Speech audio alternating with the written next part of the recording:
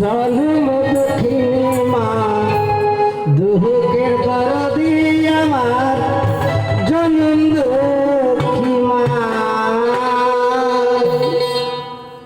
মা যে কত বড় ধন এটা বোঝে না কোনো জন। মা সে সর্বেসর্বা, মায়ের তুলনা কারো কাছে করা যায় না।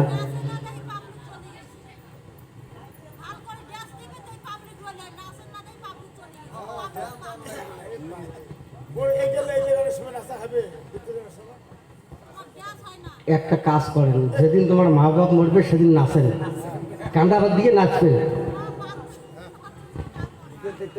একটা কথা হলো কি, মানুষ আজকে সব কথা সব জায়গায় বলা যায় না। মানুষের মন হচ্ছে শুকেন কাঠ, শুকেন কাঠের রস থাকে, কোনোদিনও থাকে না। মানে দুঃখের গানের সময় ধামাকা নাচ। কালকে একটা কাজ করেন, ধামাকা ড্যান্স আনবেন,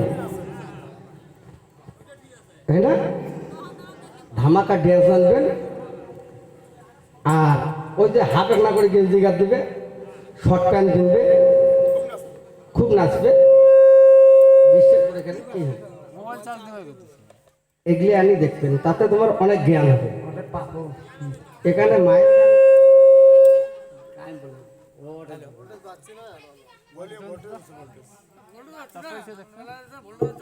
হ্যাঁ মায়ের গান গবা নাচছে, দুঃখের গান ওটা বলে নাচে।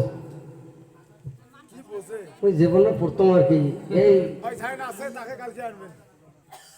আজকে আমার গানের বয়স প্রায় 30 বছর হচ্ছে।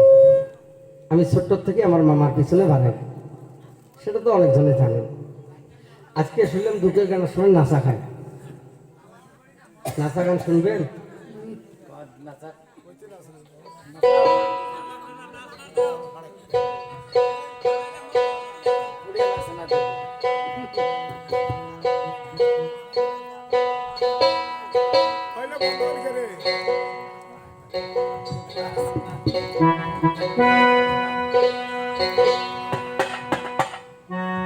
তাই সব জায়গায় সব জিনিসের গুরুত্ব থাকে না, ভালো জিনিস সবাই বুঝতে পারে না।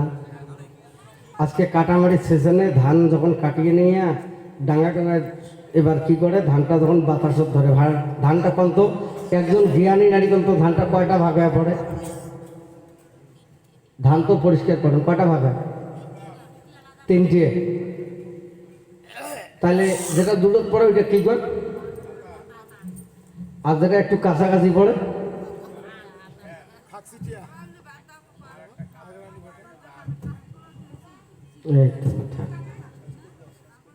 বুঝতে হবে। এখন থেকে তো শুনলেন, কোন তো এই বিল্লালের মায়ের নাম কি কইছে?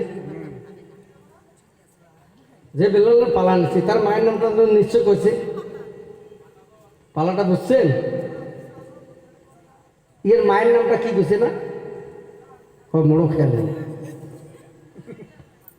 ও তোমরা নাচ না দেখাই গিয়ে গান শোনাইয়ে নন, বুঝাইয়ে নন। তোমার সওয়া যদি অমন করিল হয় না, তোমরা মনে করলে না বলে সওয়া গেছে, তা কি হয়েছে? ভাতা তো মোড় আছে। তা এই জন্য বলছে সন্তান গেছে, তা কি হয়েছে? স্বামী দেখলে সন্তান আপনি হবে। সন্তানের মর্ম সব মায় বোঝে না। আজকে দেখো কি ঘটনা ঘটালেন। 200 টাকা দিয়ে সন্তানটাকে নিয়ে আবু বকরের হাতে তুলে দিলেন। মানুষ হয়ে মানুষকে চিনতে হয়। আবু বকরের হাতে তুলে দিল। আবু বকর সিদ্দিক বলছে আমি নিয়ে যাবো। বলে হ্যাঁ তুমি নিয়ে যাও, নবীর কাছে জমা দাও। ছেলেটাকে নিয়ে নবীর কাছে যখন ওই না নিয়ে যায়, নবী পাক সন্তানটাকে দেখে পাগলের মতো হয়। এটা কি মানুষের কাজ? এই সন্তানটাকে এত মারডাক করছে, গায়ের চামড়া ছিঁড়ি ছুড়ি গেছে, সন্তানটা আতলাইতেছে। তখন নবী কি করলো, গাছান্ত ওষুধ আনিয়া ওই গাছান্ত ওষুধ বাটি বাটিয়ে ওই সন্তানটার সভ্য শরীরে লাগাইয়া আস্তে আস্তে আস্তে আস্তে সন্তানটা সুস্থ করে। তোমরা আগে বলো মানুষের সন্তানের আমরা কী করি, আমারও স্বভাব আছে না।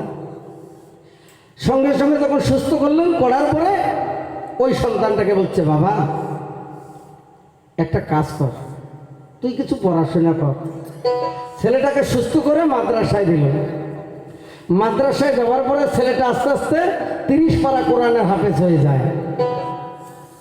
30 পারা কোরআনের হাফেজ হয়। একজন মা কন্ত, তোমরা তো আসছেন এটা, খালি করে নাচ না নাচ না। কোন নামাজের মধ্যে 14টা সেজদা আছে?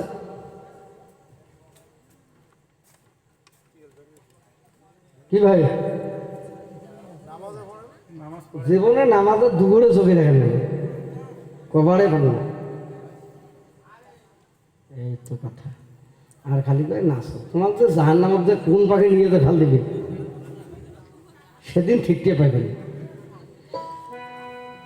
তাই দেখো, সঙ্গে সঙ্গে ওই ছেলেটাকে মাদ্রাসায় লেখাপড়া করাইলেন, কোরআনের হাফেজ হয়ে গেল। হওয়ার সঙ্গে সঙ্গে নবী পাক ডাক দিয়ে বলছে, বাবা বেল্লাল, তোকে একটা কর্ম দিতে চাই, কর্মটা করবি?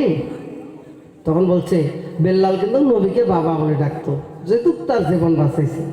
বলে, বাবা বলো কি কর্ম? তখন বলছে, একটা কাজ করা যায় না?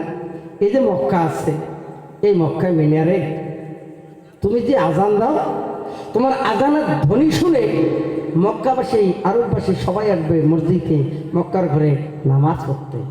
তুমি আজান দেবে? বলে, হুজুর এটা তো অতি উত্তম কথা, ঠিক আছে তাই হবে।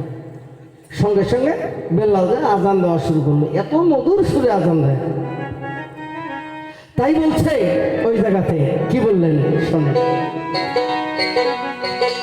ওরে মধুর সুরে ওরে বেল্লাল আজান ফুকারে, ওরে কেন্দ্রে কেন্দ্রে নবীজি ওই মিনারে,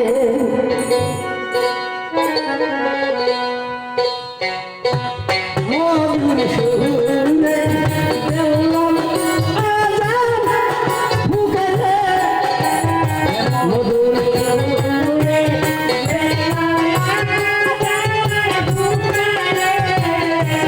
কেন্দ্রে কেন্দ্রে নবীজি ওই মিনারে,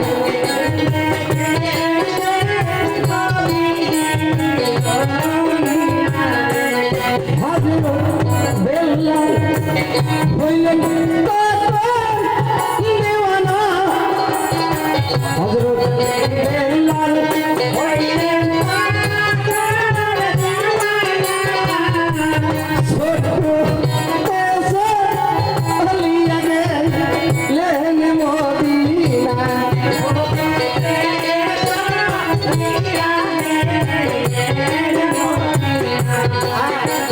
ও মা তারে মা বাহারি, তারে মা ঘর মন টিকার বাকি, তারে মা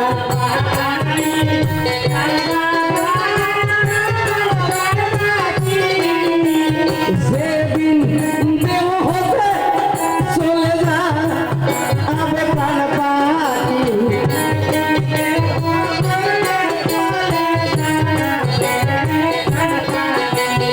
হযরত বেল্লাল হইলেন তখন দেওয়ানা, হযরত বেল্লাল হইলেন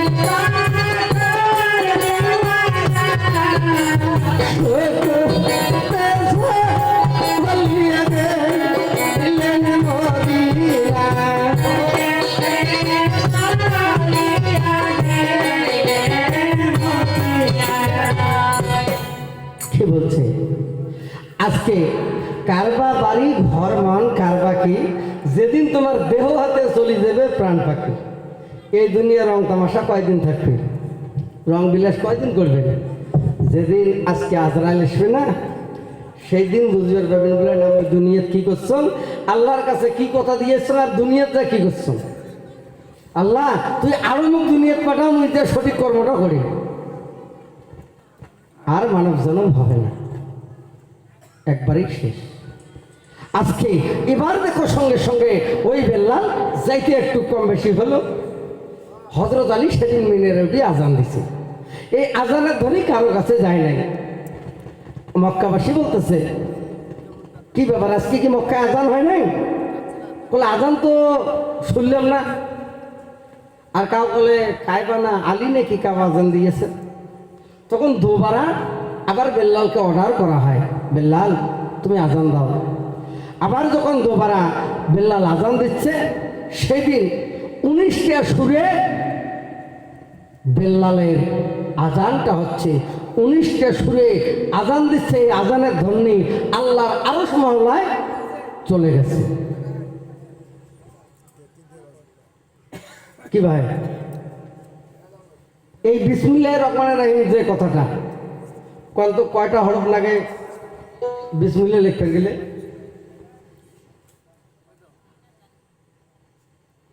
কারণ যদি উল্লের বগলত না জান কোরআনের, তাহলে কেমন করে বুঝবেন? 19টা হরফে বিসমিল্লাহির রহমানির রহিম লেখা, বুঝছেন? খালি আন্দো বড় খাও, আজ নাচতে নাচতে জাহান্নামত যাও, কোনো ভক্তি নেই। সঙ্গে সঙ্গে বেল্লালের প্রশংসা নবী করছে। এমন টাইমে কি করলেন, সৎ জিবরাইল এসে একটা সংবাদ দিল। কি সংবাদ? ওগো হুজুর, যে বেল্লালের প্রশংসা করছেন না, এই বেল্লালের হায়াত শেষ। কি হায়াত শেষ? বলে হ্যাঁ, আজকে এবার দেখো শুক্রবার, আগামী শুক্রবার দিনগত রাত্রি 12টার সময় পরে মারা যাবে। এই কথা শুনে নবী কাঁদতেছে। সাহাবাগণ আবু বকর সিদ্দিক রাদিয়াল্লাহু আনহু তাআলা, ওসমান গনি রাদিয়াল্লাহু আনহু তাআলা, হযরত আলী করিমুল্লাহ রাদিয়াল্লাহু আনহু তাআলা, এবার দেখো এই 4 জন প্রধান সাহাবা আজকে। তখন বলছে হুজুর এখনো ভালো কথা বললেন, এখনো কাঁদতেছেন? বলে আমি কাঁদতেছি বাবা একটা কারণে, বেল্লালের হায়াত শেষ। বেল্লাল আজকে শুক্রবার, আগামী শুক্রবার দিনগত রাত্রি 12টার পর মারা যাবে। কি বলে? হ্যাঁ। এই কথা কওয়া শেষ হলো, বেল্লাল